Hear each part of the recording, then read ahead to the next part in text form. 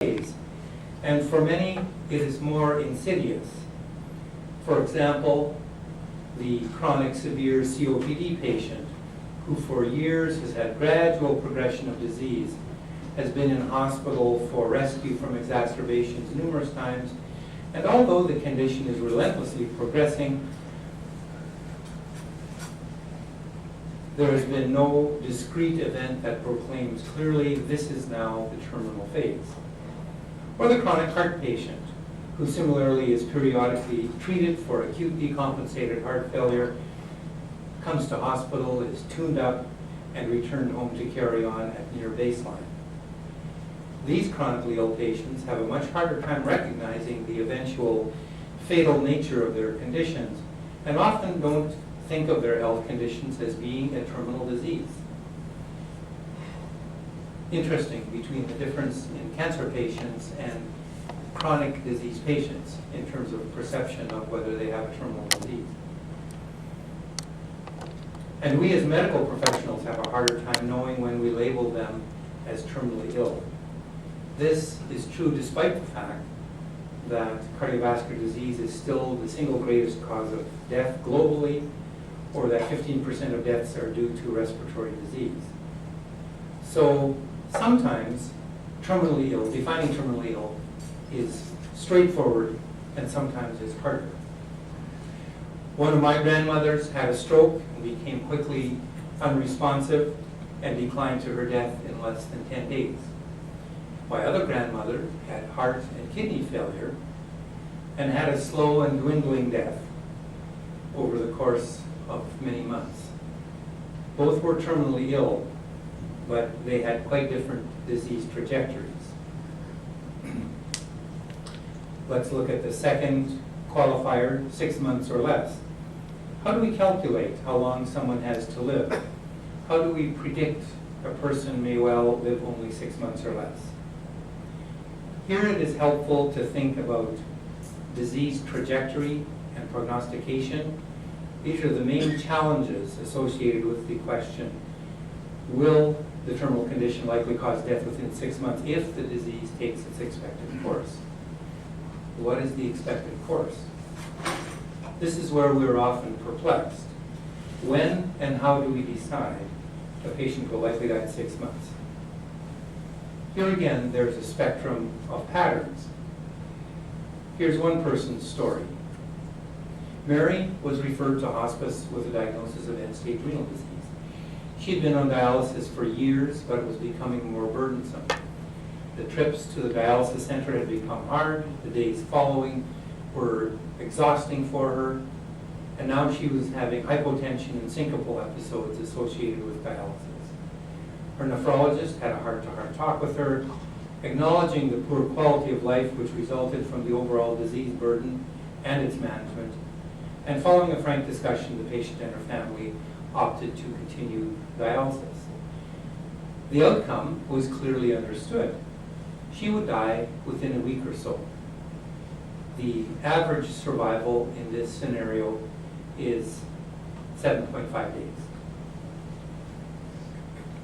from dialysis for stage 5 renal disease to no dialysis. So no one could say that her life expectancy following cessation of dialysis would be long. But here's another patient's story.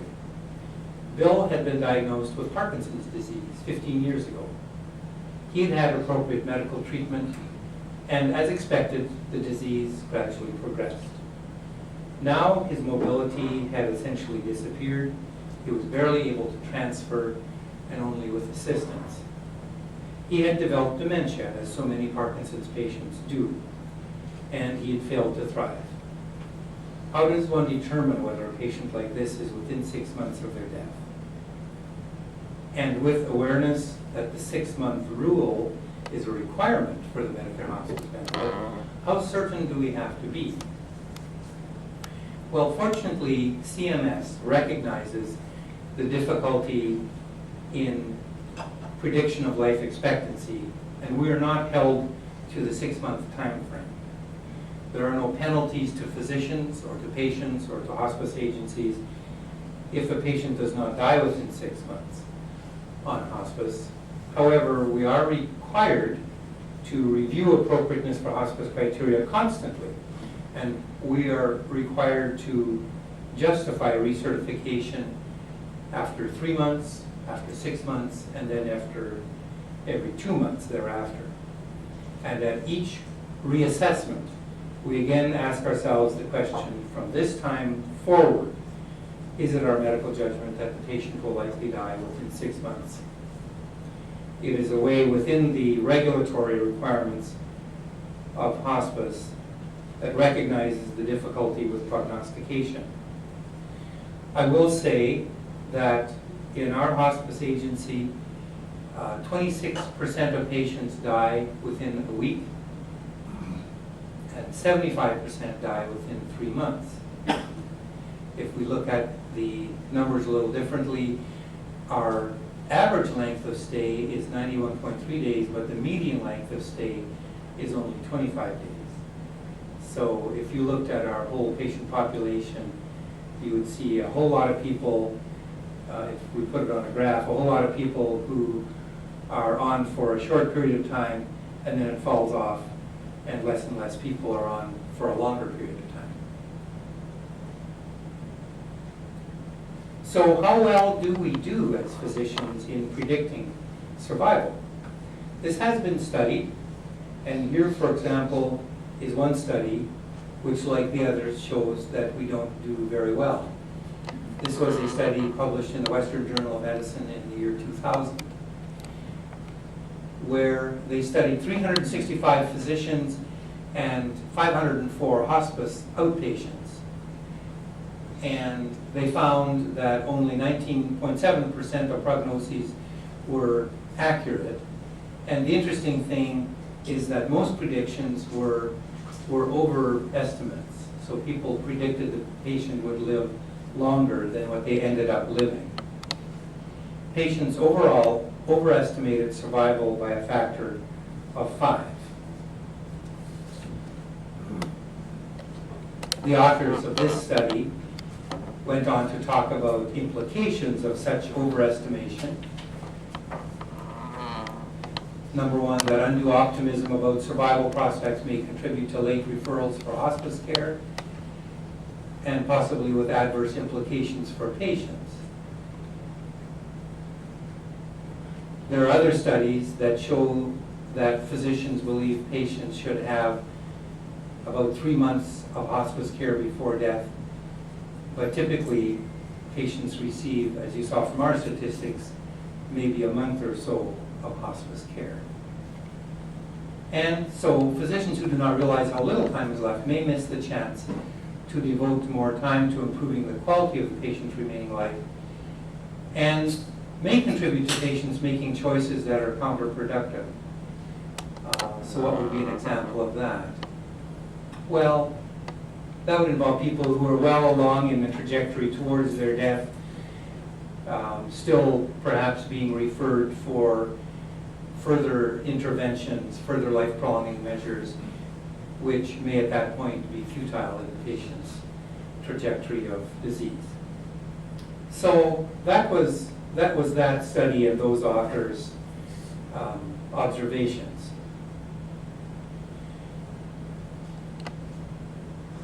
In that context, it is worthwhile to think about more closely about disease trajectories and how they vary with different disease states. And so 4 different disease trajectories have been identified, and awareness of them helps us to think about this question of how long our patients will live. But first of all, it is worthwhile reminding ourselves that a century ago, death was typically quite sudden, and the leading causes were infections, accidents, childbirth. Today, sudden death is less common, particularly in Western societies. And toward the end of life, most people acquire a serious progressive disease, like cardiovascular disease or cancer or pulmonary disease, which increasingly interfere with their life and their well-being until their death. So these 4 illness trajectories have been described. Number one, a trajectory with steady progression and usually a clear terminal phase, mostly cancer. So we see that represented in the dark line. That would be kind of a typical cancer disease trajectory.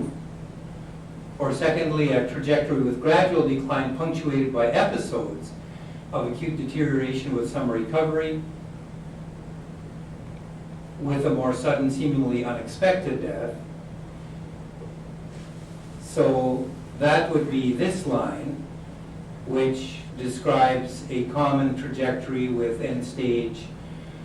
It's called here organ failure, so heart disease or lung disease, where overall patients have a downward course, but they have these acute exacerbations. And when they happen, they might die, but if they recover, they might return to baseline or near to baseline. So they have these recurring patterns of exacerbation, and eventually one of them usually results in death. Then thirdly, a trajectory with a prolonged gradual decline, which is typical of frail elderly people or people with dementia. And that would be this green line here, where they have come to a point in their life where they have a low functional level, and then they're up and down, and usually what we would otherwise consider not lethal medical episodes like respiratory infections, urinary infections, or a fracture, something eventually often tips them over the edge. So we see, for example, Alzheimer's dementia patients who have this sort of a path of decline, and if they break a hip or they get a bad pneumonia, that could be the end of it for them. And then the fourth trajectory is a trajectory of sudden decline from acute illness. So that's represented by this line, somebody who basically has good health and steady health, and something happens, whether it's an acute neurological or cardiovascular episode or an accident, major trauma. And so there you go, you have the four different patterns.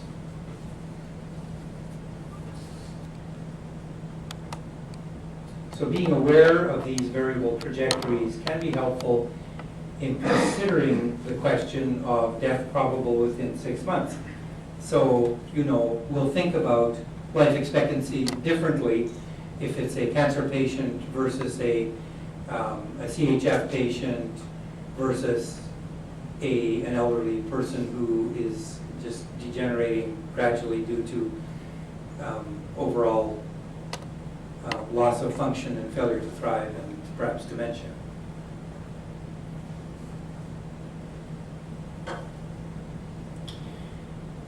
The third hospice requirement then is symptom management. Again, moving to a simply symptom management or comfort measures approach can be easy and it can be hard. So with an acute stroke patient, for example, who is acutely obtunded and acutely debilitated, it is easier for family members to opt for comfort measures. Can you just keep her comfortable? In this situation, she would just like us to let her go. As opposed again to the chronic heart or lung patient who's in hospital with yet another exacerbation, and who may expect that, the docs can do what they've always done. I've always come in, they've tuned me up, they've gotten me better, I go home.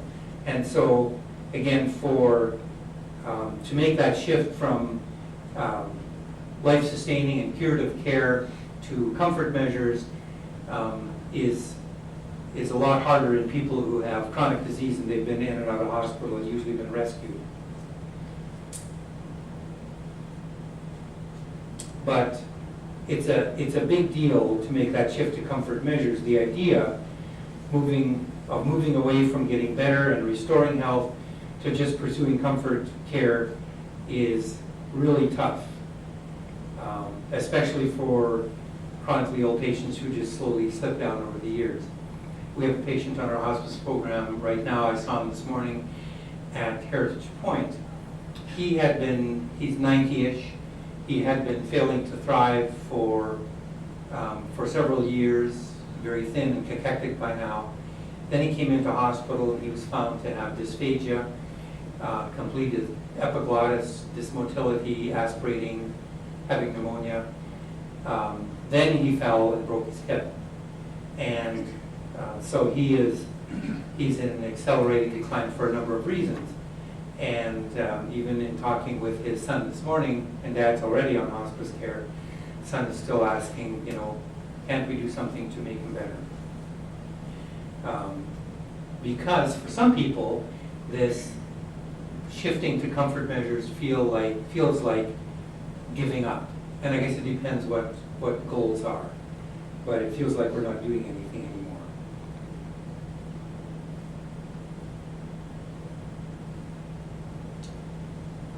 So,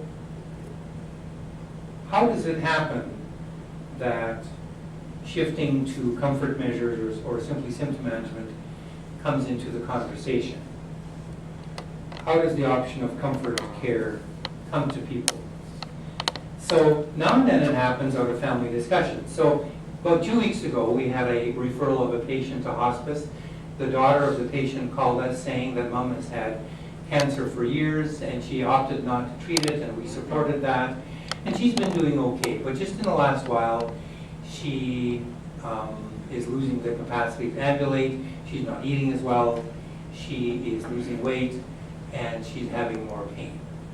And so that family, just within their own discussions and processing, came to a point of saying, now it's the time to provide comfort measures for mom. And that was easy and straightforward. And sometimes people just come to the time in their life when they think, I don't want to do this anymore, I don't want to keep coming to hospital, I don't want to go back to ICU, I don't want to be going to doctors and having tests and procedures, I just want to be kept comfortable. And when that happens, when people come to the decision on their own, then coming to the decision for goals of care only is easy. But again, for those people we've talked about already, the chronic disease people, the chronic lungers, the chronic heart patients, it usually takes that someone has to bring it up with them, because a lot of people won't consider the option of comfort measures unless someone raises it.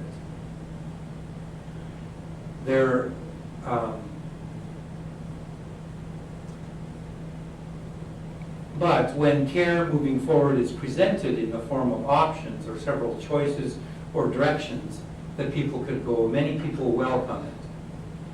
Many people welcome the idea they don't have to keep coming and having all this medical activity, though they may not have ever thought of it themselves. And then, of course, there are those with whom you raise the discussion, and they will opt to continue fighting, never giving up the fight. And one of the points here is that in a lot of these situations, it's not a matter of a right or a wrong answer. It's what are the patient's wishes and which way are they going to choose, and for the physician to know that so they can provide care that's consistent. So I've come to admire Dr. Atul Gawande, who has written the Checklist Manifesto and Being Mortal and other books. And I hear him being interviewed just yesterday. I heard him on NPR radio. Someone interviewed him in regards to the prospect of healthcare bill, healthcare reform, and so forth. He's becoming a bit of a spokesperson within the medical community. And here's a quote from him which is pertinent to what I've just been talking about.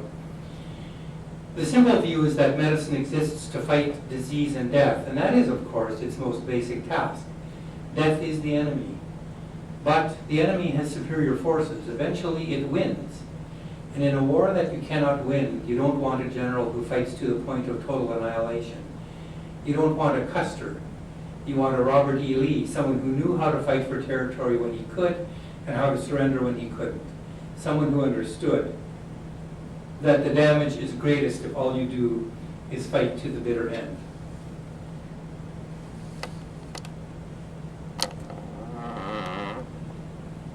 The discussion about goals of care and the imperative at times for physicians to have these goals of care discussions touches on the subject of the different kinds of relationship that we as physicians have with our patients.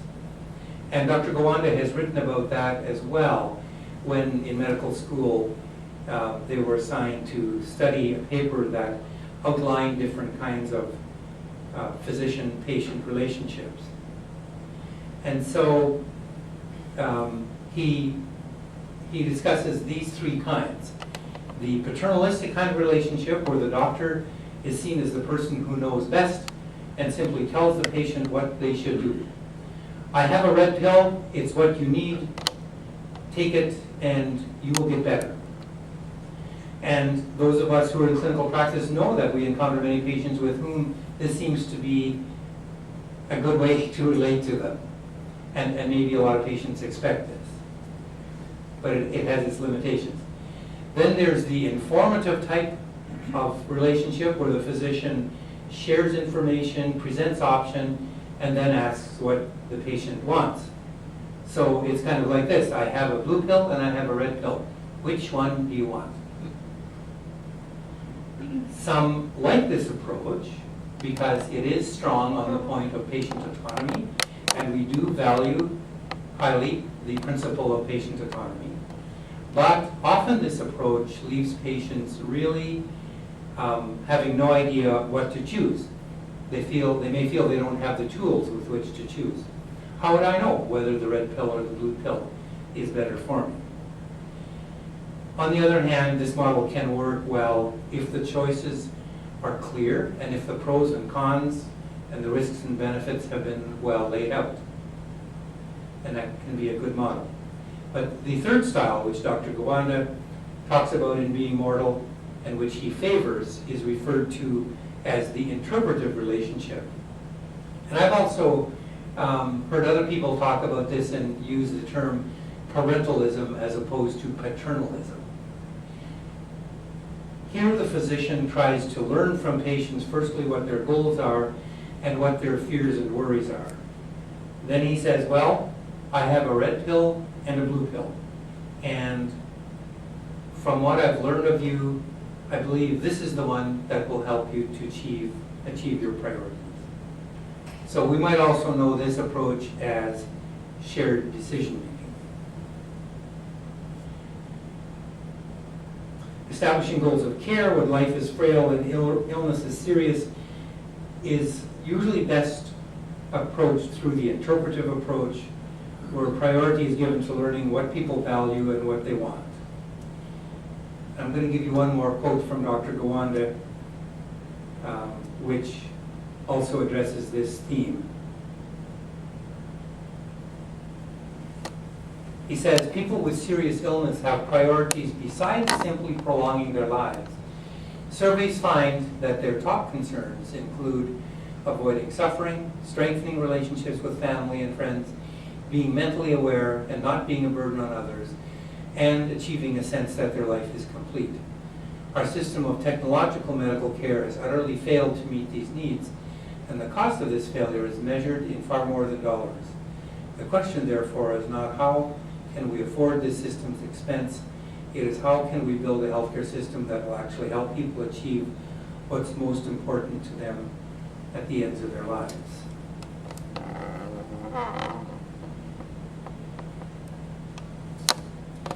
And I think the truths within these quotes are probably not new. They're probably old, but what is new is having someone like Dr. Gowanda articulate them in such powerful and moving ways. Well, I think I've talked enough, and so as I finish, I want to say that some of these are old ideas and some are new, and some of them are old ideas which maybe can be viewed through new lenses. And I hope that there was some interest and relevance to you, and I'm always grateful to collaborate with you all in the care of patients at the end of life. And I hope that we can all continue to grow in understanding and in empathy so we can best care for patients at the important end of life stage, and that we can do so in ways that help them to achieve what's important to them. And that is all that I've prepared, but I'm willing to take questions or have discussion if there are any thoughts that need to be raised.